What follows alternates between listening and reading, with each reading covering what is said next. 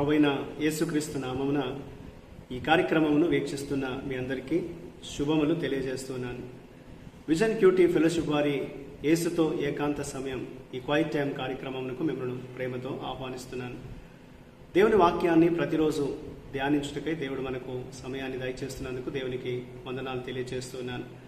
మనం ఆది కాండమును ధ్యానం చేస్తున్నాం. ఈరోజు మనం ధ్యాన నిమిత్తమై ఏర్పాటు చేయబడిన లేఖన భాగము ఆది కాండము 48వ అధ్యాయము 8వ వచనం నుండి 22వ వచనం వరకు. ముందుగా ఈ భాగంలో మనము 8వ వచనం నుండి 12వ వచనం వరకు చదువుకుందాం. ఇశ్రాయేలు యోసేపు కుమారులను చూచి వీరెవరని అడగగా, యోసేపు, వీరు నా కుమారులు, వీరిని ఈ దేశమందు దేవుడు నాకు అనుగ్రహించునని తన తండ్రితో చెప్పాను. అందుకతడు, నేను వారిని దీవించుటకు నా దగ్గరకు వారిని తీసుకొని రమ్మనెను. ఇశ్రాయేలు కన్నులు వృద్ధాప్యం వలన మందముగా ఉండిన గనుక అతడు చూడలేకపోయాను. యోసేపు వారిని అతని దగ్గరికి తీసుకొని వచ్చినప్పుడు అతడు వారిని ముద్దు పెట్టుకొని కౌగలించుకొనెను. ఇశ్రాయేలు యోసేపుతో, నీ ముఖము చూచెదనని నేను అనుకొనలేదు, కానీ నీ సంతానమును దేవుడు నాకు కనపరిచి ఉన్నాడనగా, యోసేపు అతని మోకాళ్ళ మధ్య నుండి వారిని తీసుకొని అతనికి సాష్టాంగ నమస్కారము చేసెను. ఈనాటి లేఖన భాగం ఆధారంగా మనం ఏర్పాటు చేసుకున్న అంశం ఏదనగా మిశ్రమ ఆశీర్వాదము, మిక్స్డ్ అప్ బ్లెస్సింగ్. నేటి వాక్య భాగం యొక్క సారాంశాన్ని మనం గమనించినట్లయితే, యాకోబు మనష్షేను ఎఫ్రాయిమును దీవించడానికి ప్రయత్నించినట్లు ఈ లేఖనం తెలియజేస్తుంది. యోసేపు తన పెద్ద కుమారుడైన మనష్షేను యాకోబు కుడి చేతి వైపు నిలబెట్టినప్పటికీ యాకోబు తన చేతులను అడ్డంగా పెట్టి తన కుడి చేతితో ఎఫ్రాయిమును దీవించాడు. యోసేపు జోక్యం చేసుకోవడానికి ప్రయత్నించగా యాకోబు అతనితో, తమ్ముడు అన్నకంటే గొప్పవాడు అవుతాడని, దేవుని దీవెనలు షరతుల ద్వారా కాకుండా కేవలం ఆయన కృప ద్వారానే నిర్ణయించబడతాయని ఆయన యోసేపుతో తెలియజేసినట్లుగా మనం చూస్తూ ఉన్నాం. తనను కాపాడిన దేవుడు ఈ ఇద్దరు పిల్లలను దీవించాలని మరియు వారు ధన్యులుగా మాదిరిగా ఉండాలని యాకోబు ప్రార్థించినట్లు ఈ లేఖనం మనకు తెలియజేస్తోంది. అలాగే మనం యోసేపుకు షెకెమును ఇచ్చినట్లు తద్వారా తను కానాను దేశాన్ని వారసత్వంగా పొందగలుగుతాడని ఆశించినట్లు లేఖనంలో మనం చూస్తూ ఉంటాం. ఇందులో దేవుడు ఏమై ఉన్నాడు అని మనం గమనించినట్లయితే 15-16 వచనాల ప్రకారంగా దేవుడు నిరంతరము మన కాపరి, మన జీవితాల్ని నిరంతరమైన కాచేటువంటి వాడు అనేది దేవుని వాక్యం మనకు జ్ఞాపకం చేస్తుంది.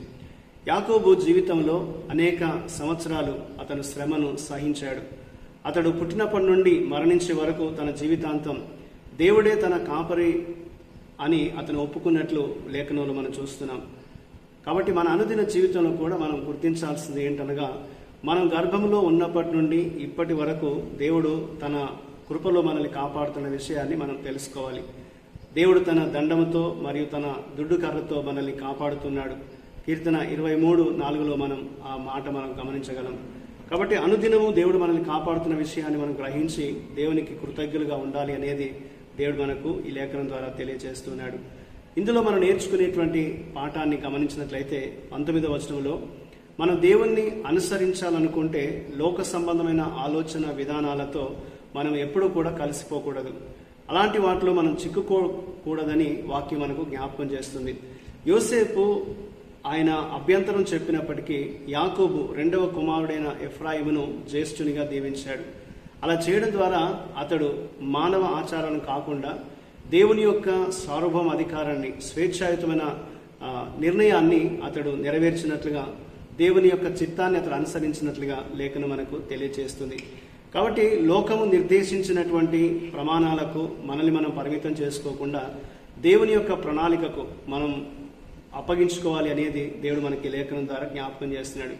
దేవుని ప్రణాళిక మన యొక్క పరిమితులను మించి ఉంటుంది అనేది మనం తెలుసుకోవాలి. దేవుడు మనల్ని ఆయన చిత్తానుసారంగా, ఆయన సార్వభౌమ అధికారాన్ని బట్టి మనల్ని దీవిస్తాడు, కాపాడుతాడు, మనల్ని పోషిస్తాడు, నడిపిస్తాడు అనేది లేఖనం మనకు జ్ఞాపకం చేస్తుంది. యాకోబును దేవుడు ఆ రీతిగా దీవించాడు. యాకోబు యోసేపు యొక్క ఇద్దరు కుమారులను ఆయన దీవించినట్లుగా ఎఫ్రాయిము, చిన్నవాడైనటువంటి ఎఫ్రాయిము తన తమ్ముడి అన్న కంటే కూడా ఎక్కువగా దీవించబడుతున్నట్లుగా లేఖనంలో మనం చూస్తూ ఉంటున్నాం. కాబట్టి అనుదినము దేవుని యొక్క మార్గంలో మనం జీవిస్తున్నప్పుడు దేవుడు మన జీవితాల్లో నిరంతరం ఆయన మనల్ని కాపాడుతూ మనల్ని నడిపిస్తూ ఉంటాడు అనేది లేఖనం మనకు జ్ఞాపకం చేస్తుంటుంది. కాబట్టి మన జీవితంలో దేవునిపైన ఆధారపడుతూ దేవుని మార్గంలో మనం ముందుకు సాగాలి. ఈ లోక ఆచారాల్లో మనం చిక్కుకోనకుండా దేవుని చిత్తానికి మనల్ని మనం అప్పగించుకోవాలనేది దేవుడు మనకు ఈ వాక్యం ద్వారా జ్ఞాపకం చేస్తున్నాడు. ఆ రీతిగా దేవుడు మన జీవితాన్ని ఇంకా ముందుకు నడిపించినట్లు దేవుని సహాయాన్ని కోరుతూ మనం ప్రార్థన చేద్దాం. ప్రభువా, మీ కృప ద్వారా ఇంతవరకు మమ్మల్ని కాపాడుతున్నందుకే వందనాలు. ఇతరులకు మేము భౌతిక ఆశీర్వాదాలను కాకుండా విశ్వాసము మరియు నీ వాగ్దానాలపై ఆధారపడిన నిరీక్షణను అందించే విధంగా మాకు సహాయం చేయండి. మీ చిత్తాన్ని బట్టి మా జీవితాన్ని నడిపించమని, మీ కృపలో మమ్మల్ని వర్ధల చేయమని యేసుక్రీస్తు నామమున ప్రార్థిస్తున్నాను తండ్రి. ఆమేన్. ప్రియులారా, మీరు సమయం తీసుకొని ఈ యొక్క వాక్య ధ్యానాన్ని విన్నందుకు మీ అందరికీ ప్రత్యేకమైన వందనాలు తెలియజేస్తున్నాను. ప్రతిరోజు మీకు అందించబడుతున్న ఈ అనుదిన ధ్యానాలు మీకు మేలుకరంగా ఉన్నట్లయితే మీ యొక్క అనుభవాన్ని మాతో పంచుకోవాలని కోరుతుంటున్నాను. ప్రభు కృప మనకు ఎల్లప్పుడూ తోడయుండి కాపాడునుగాక. ఆమేన్.